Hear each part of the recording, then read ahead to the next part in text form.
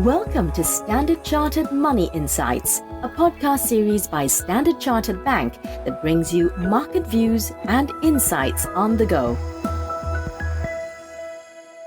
Hello, and welcome to another episode of Talking Thematics, a series of conversations where we will discuss about future trends, big ideas, or themes that will shape our investment future today and certainly for many years to come.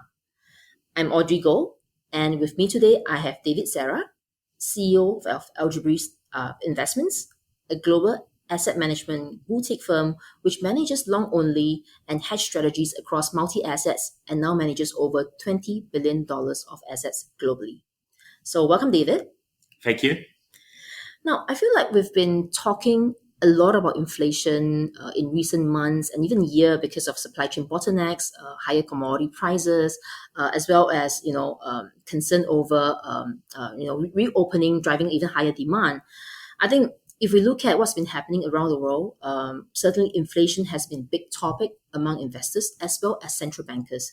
And today, because of economy starting to reopen, we are once again seeing supply chain shortages, and China being the lockdown has certainly also exacerbated this problem.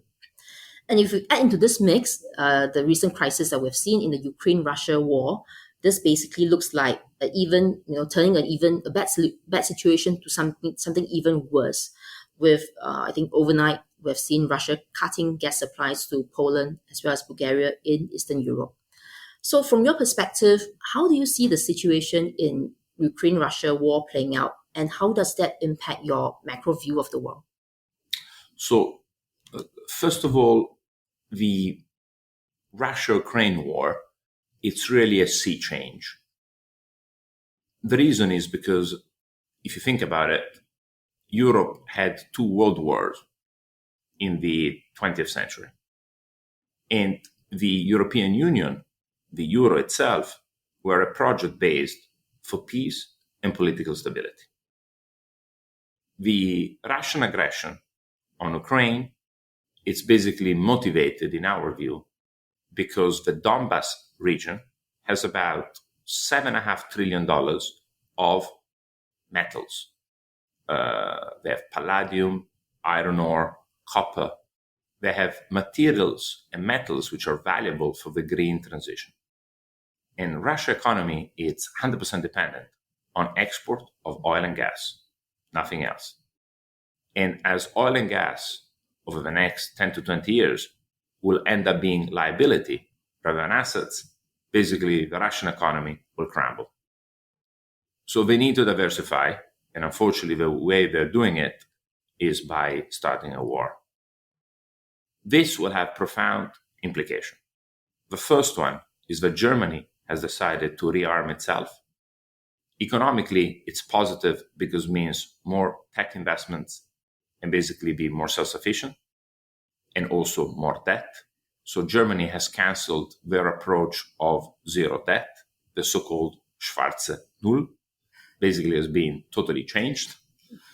And secondly, Switzerland has moved away from neutrality. Again, this has never happened over the last 200 years. So the positive out of what's happening is that Europe will end up being more dependent. Now, Poland was about to cancel all the Russian gas by September this year already. So it's not a huge deal 3 months before or after. What this will do is further accelerate the isolation of Russia. And Europe will end up investing massively in renewables and in nuclear, and we think will be energy sufficient in the next 3 to 4 years. This, as a result, is likely to create an investment boom in Europe, mainly led by defense and energy. There is fiscal capacity to do so, and the central bank remains on basically very low rates, albeit probably not negative any longer. And hence, we think there is likely to be a big investment boom over the coming years, driven by green transition for energy independence, and secondly, by the defense and technology sector. And we have also seen on the back of that, prices of raw material and in fact surged higher, driven by this transition towards green energy and obviously some of the structural underinvestments that we have seen among metals and commodities generally over the last couple of months.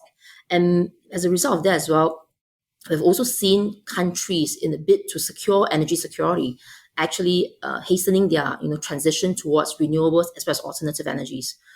For example, the German financial minister actually highlight clean energy as the new energy of freedom. And we also know for a fact that China has been prioritizing decarbonization over the last couple of years. And with that in mind, it's certainly one way for them to, secure energy security, given they're still a net importer of crude oil and gas at this point in time. So how do you see this playing out, and how can investors position themselves for this?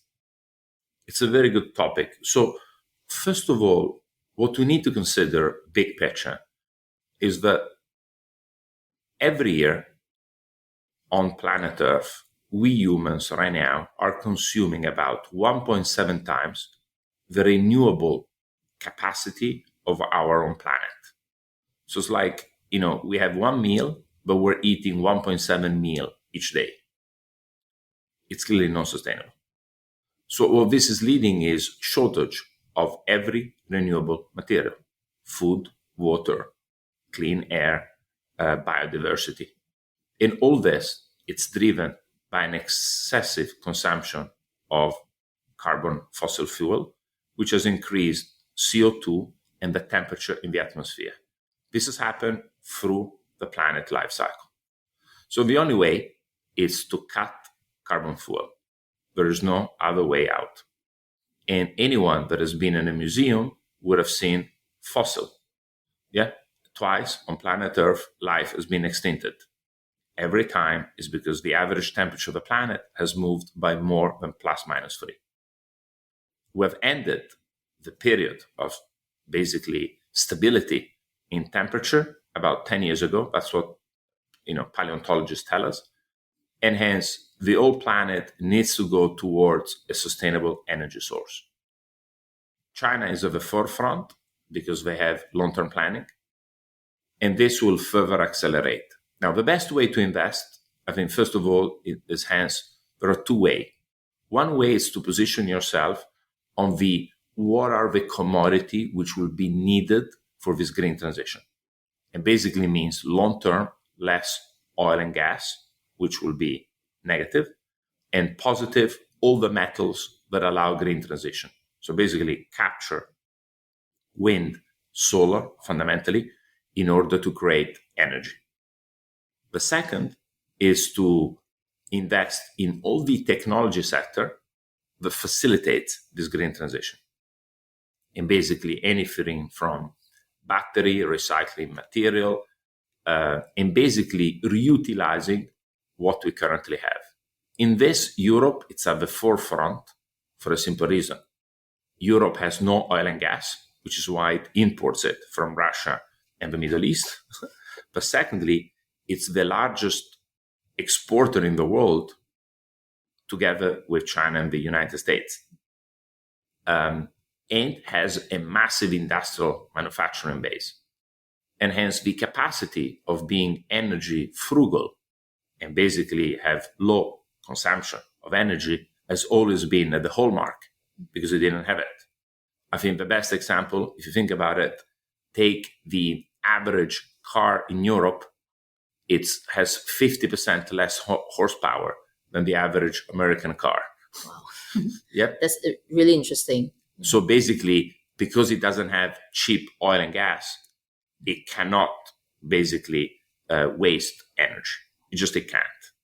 And at the same time, I think this will lead to more prosperity going forward, for the reason that more people will be focused on harvesting natural resources in a sustainable way.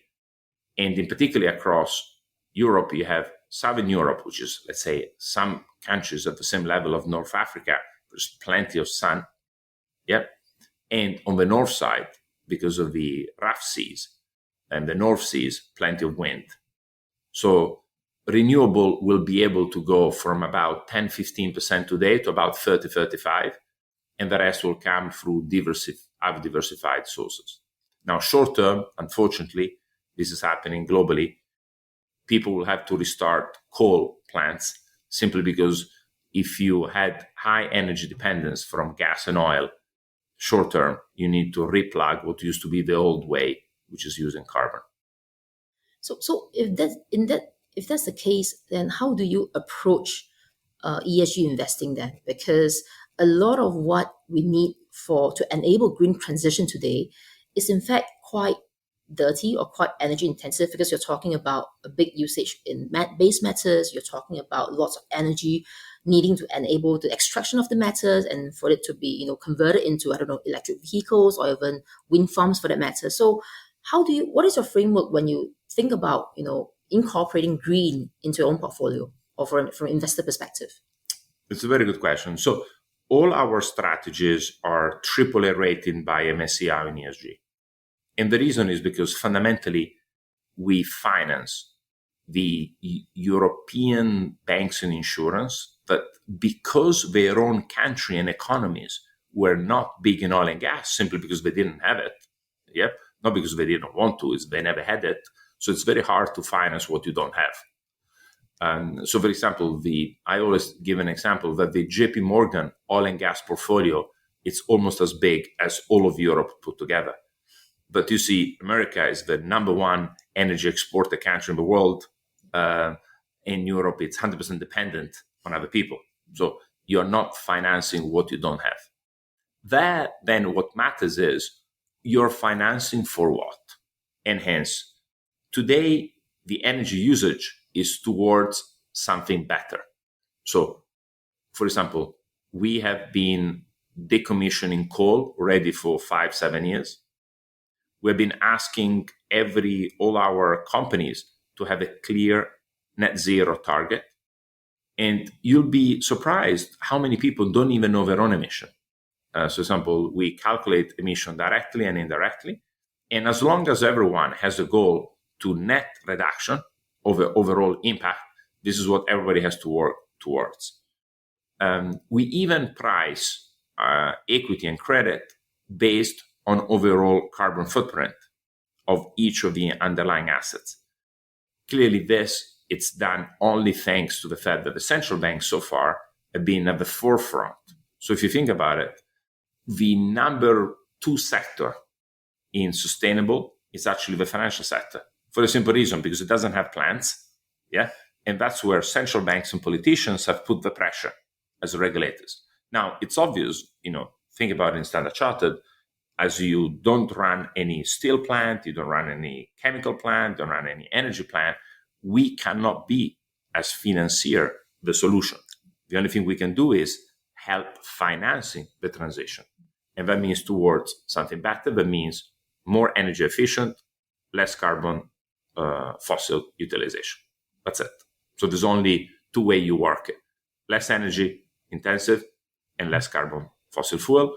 And then anything that increases the circularity of material, whether it's plastic. For example, we have hired the CEO of one of the largest utility in Europe, the head of renewable, the CEO, the head of M&A, the head of venture. And these guys have been running, industries for the last 20, 30 years within Europe in order to facilitate this transition, in running actually both private equity strategy and listed strategy to facilitate this. But you can only do it with people that come from the industry. It cannot be someone that studied economics. That'll be difficult. Exactly. It will be not only difficult, but hypocritical. Okay, so if I'm looking at it from someone who is, a high net worth investor, for example, and looking to incorporate more of the ESG element or even the green element into my portfolio today. So you mentioned about, either looking at companies who actually enable the transitions, things like how batteries, for example, things that drive energy efficiency. And then you're talking about also, potentially some institutions that help to finance the enablers for that matter. But we've also seen that there's been a lot of volatility with regards to green-related ESG investments. So, for example, last year we have seen massive volatilities among solar players, and similarly this year as well among some of the batteries as well as electric car players too. Um, how can investors manage this, in their investment journey? Because all these are long term, and yet some of the volatility is maybe perhaps deterring investors from entering or looking at it more holistically. I think it's a very good question. So the way we approach it is there's an indirect way of financing the green transition, getting paid 6 to 7% in dollar each year, and at the same time have very low volatility, which is focusing on the credit investment of the greenest financial institution in the world. So you basically make a selection of the greenest banks and insurance in Europe, simply because they don't have oil and gas. Yeah. So not because they're better, it's because they don't have it. And then investing in credit, super safe. You can get paid a carry. So basically you get paid 6-7% in dollar each year by helping financing the green transition. So you don't invest in equity, which is volatility. You stay in credit of the safest bank in Europe. So the banks which are born to finance the green economy in Europe, which are, for example, like Caixa in Spain, Crédit Agricole, it's called the Green Bank. It's the bank of a French peasant. Yeah, that's how you built. Basically, it's the food of Europe. You have Intesa, you have the Allianz in Germany, the Banco Santander. You have Standard Chartered that has been doing this, over the years. You have HSBC. And so taking these names as financial institution in your portfolio and investing in credit, you can help the green transition. They're all under the ECB, Bank of England, MAS, and the various monetary authority. So the regulators is looking at their action. They all have clear net zero target, which not every company has, and you get paid 7% in dollar. So I think it's a very attractive risk reward. And on top of it, the financial sector has one unique advantage. Over the last 10 years, as inflation was low and rates even went negative, their margins have been shrinking. But with short-term rates going up and central bank hiking, financials will see their margin expanding. So it's one of the few sectors that has positive correlation to earnings with rising rates. And hence, I think should be key part of your portfolio. It's an indirect way of keeping exposure by basically doing good, reducing the volatility, being in credit, so super safe, and getting paid a very attractive carry of 6 to 7% in bonds. Well, I think that's a great idea, because I think traditionally from the mind of many investors, the first impression people think about when trying to access green-related investments are perhaps in equity-related asset class, right? But actually the credit space or the bond space also offer a lot of potential hidden opportunities, which may be less visible to investors. Maybe just one last question from me before I wrap up, and it's really about China. And because decarbonization is one of the top agenda for China today. And now with a energy security angle behind it as well, I think Chinese policymakers are not giving it even more importance with regards to decarbonizing. And if we look at the intentions by Chinese authorities to decarbonize by 2030, 2060, for example, what do you think, how realistic do you think their ambitions are? Because compared to many developed countries, they are certainly they've certainly set themselves a much faster target compared to what we have seen happen in developed market historically. Yeah, so I think, first of all, China has one great competitive advantage, is that the leadership, it's thinking in 50, 100 years time horizon. And so not for the next quarter election.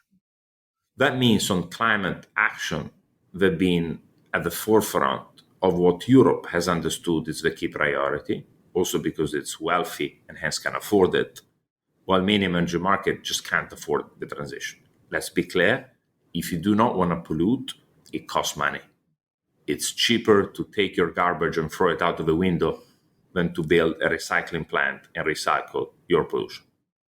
Now, short term, though, if you just pollute in the medium term, it's going to cost more because you cannot live where you've been polluting. It's as simple as that. So in China, they have one big issue, though. About 30% of their economy over the last 10 years has been driven by real estate investments. And cement is one of the most energy-intensive industry on the planet. If you have ever seen a cement plant, you see how much energy it uses. And hence, they have a problem which between their rhetoric and their actions, there is a number that it's missing, which today they're still the largest utilization of coal. Hence, they are talking a good direction, but today they use more coal than anybody else. So in Europe, coal consumption has basically been decommissioned by all pre-war. In China, still accounts for 40% of all their energy.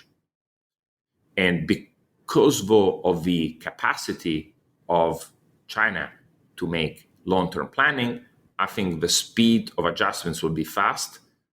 And while in Europe, I think we're going to probably stop having, for example, combustion engine by 2035, 40. In China, they think it's just 10 years later. And it's unbelievable how China will basically achieve full net zero green transition probably within 5 to 10 years difference vis-a-vis Europe, which is at the forefront. In this, the US is very much behind because they are so rich in energy that they don't feel the need and they don't share at the same time, overall as a country, the same goals. So I think it's going to be a great set of ambitions, but reaching there probably we may, going to be a long journey. But the good thing is everyone seems to be aligned towards the net zero target, and that's what's really driving the whole world today. So great. And thank you so much, David, as well, for taking your time with me today. Lots of insights that you share, which I believe our listeners will appreciate. And thank you, listener, for taking the time off to listen to this episode of our podcast. And we hope you have enjoyed what you have heard today. And please don't forget to like and subscribe to our podcast channel whenever you receive them. Thank you. Thank you for listening to Standard Chartered Money Insights, a podcast series by Standard Chartered Bank. For more details on the latest market insights, subscribe to Standard Chartered Money Insights.